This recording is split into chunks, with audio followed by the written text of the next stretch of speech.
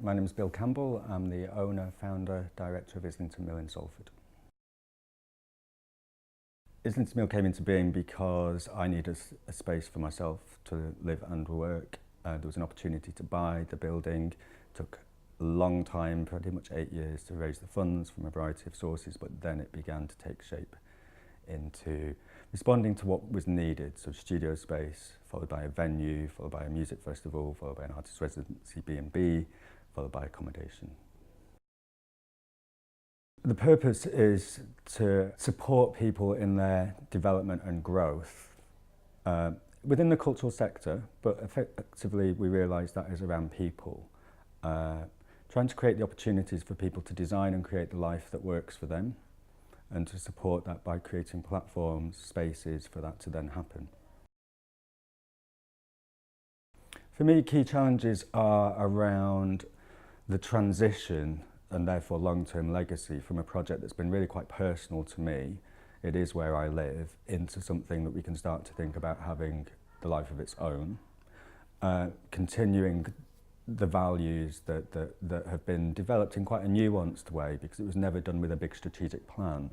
So some of our values are quite subtle and we don't always even understand them ourselves.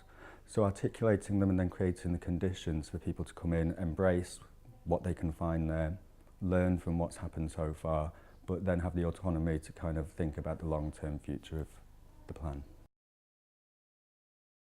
There's kind of almost too many, because it's always a highlight whenever you see someone achieve something and to have gone from one place to another, and that's what happens at the mill all the time.